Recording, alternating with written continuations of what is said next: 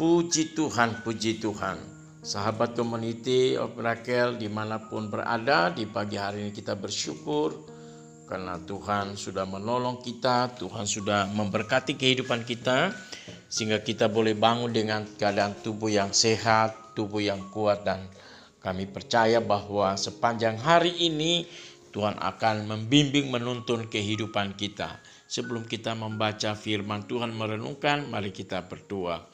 Bapa di surga, kami mengucap syukur kepadamu sebab Engkau sudah membangunkan kami semua dengan tubuh yang sehat, diberkati oleh Tuhan.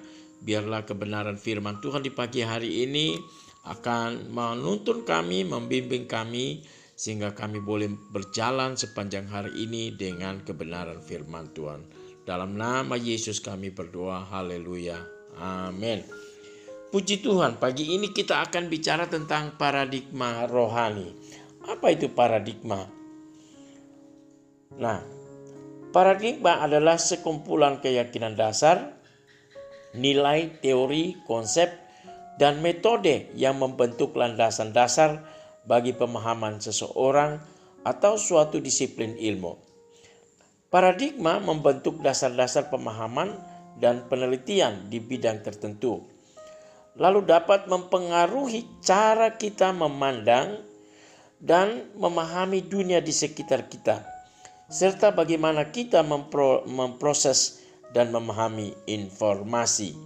Nah, paradigma juga itu suatu keyakinan atau kepercayaan yang mendasari seseorang dalam melakukan segala tindakan. Selain itu, hadirnya paradigma juga dapat mempengaruhi manusia dalam hal berpikir dan bersikap terhadap semua hal.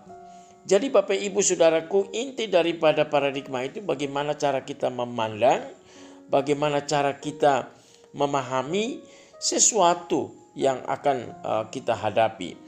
Nah, di sini kita belajar sesuatu dari kehidupan Raja Daud, ya.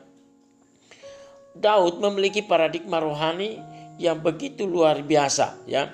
Berbeda dengan orang Israel, ya. Orang Israel hanya memiliki paradigma duniawi. Itu sebabnya ketika mereka berhadapan dengan musuh, mereka berhadapan dengan Goliat yang besar, mereka ketakutan, mereka lari dan mereka ketakutan. Nah, karena mereka memiliki paradigma duniawi, berbeda dengan Daud. Nah, kita membaca di dalam ayat firman Tuhan di pagi hari ini, ya, di 1 Samuel 17 ayat 23 dan 24 dikatakan, sedang ia berbicara dengan mereka, tampillah maju pendekar itu, namanya Goliat, orang Filistin dari Gad.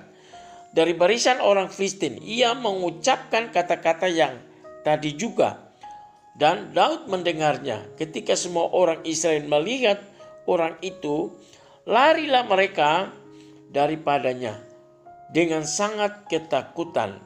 Nah, ayat 32 berkata, berkatalah Daud kepada Saul, janganlah seseorang menjadi tawar hati karena dia, hamba-Mu ini akan pergi melawan orang Filistin itu. Nah, perkataan apa yang dikatakan oleh Goliat kepada orang Israel? Di dalam 1 Samuel 17 ayat 9 dan 10 dikatakan, jika ia dapat berperang melawan aku dan mengalahkan aku, maka kami akan menjadi hamba-Mu. Tetapi jika aku dapat mengungguli dia dan mengalahkannya, maka kamu akan menjadi hamba kami dan takluk kepada kami. Pula kata orang Filistin itu, aku menantang hari ini barisan Israel. Berikanlah kepadaku seorang supaya kami berperang seorang lawan seorang. Jadi ini permintaan Goliat ini begitu luar biasa. Itulah yang membuat orang Israel ketakutan.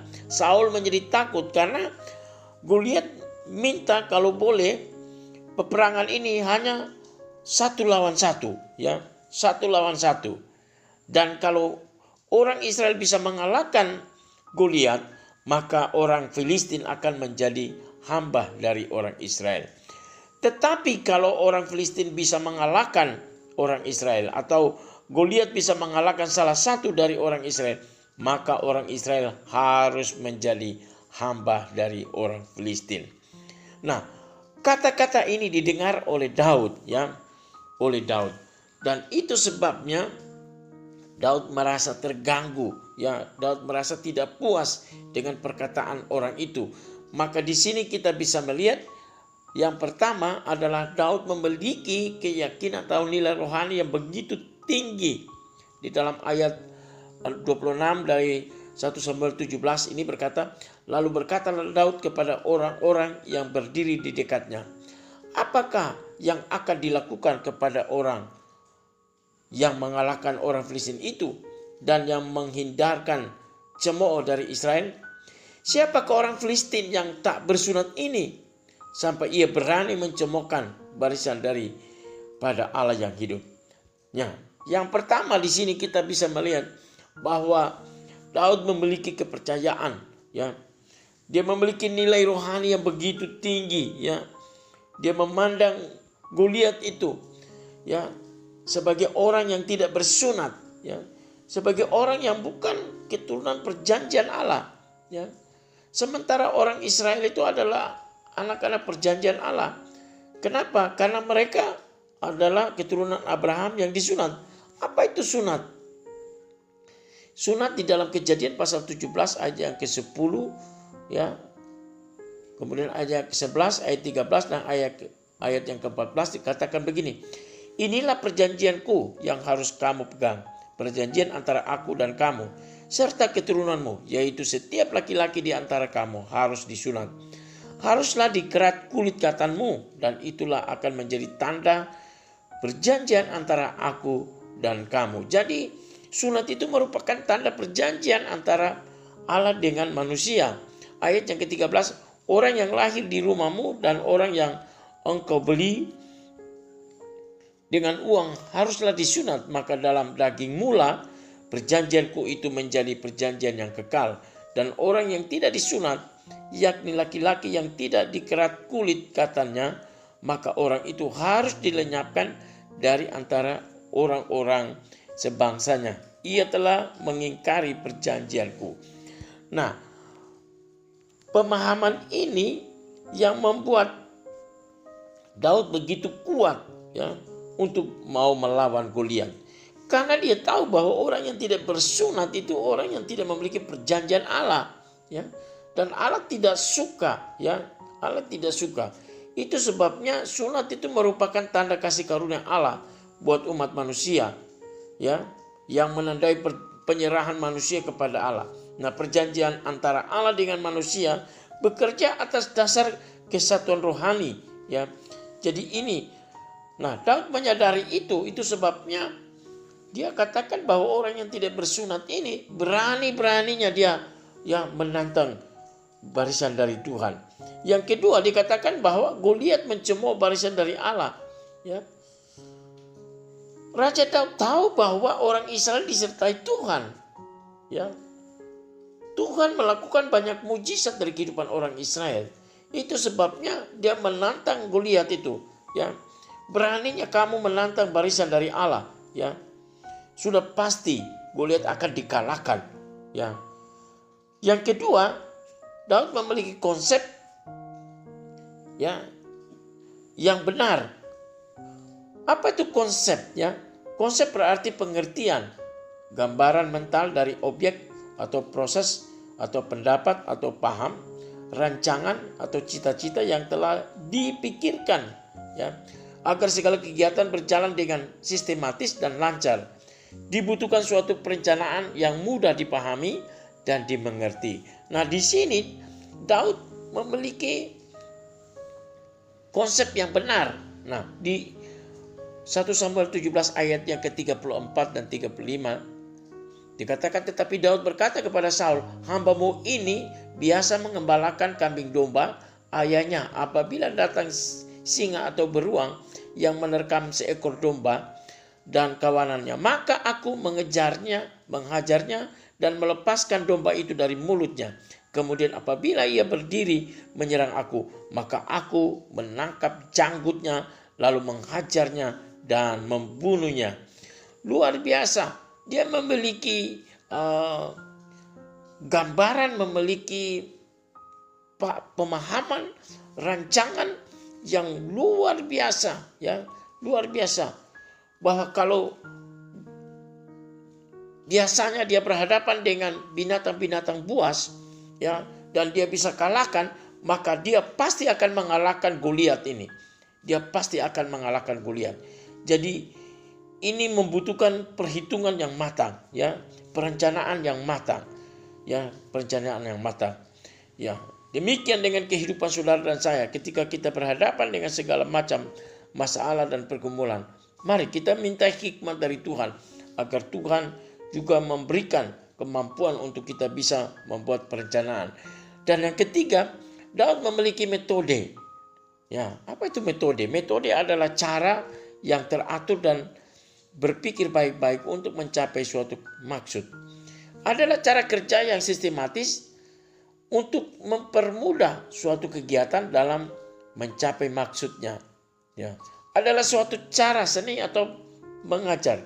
Jadi bagaimana kita bisa menaklukkan musuh, bagaimana kita bisa mengalahkan musuh, ini perlu cara, ini perlu strategi, ini perlu metode agar kita tidak salah. Nah, di dalam 1 Samuel 17 ayat 40 dan seterusnya kita akan membacanya.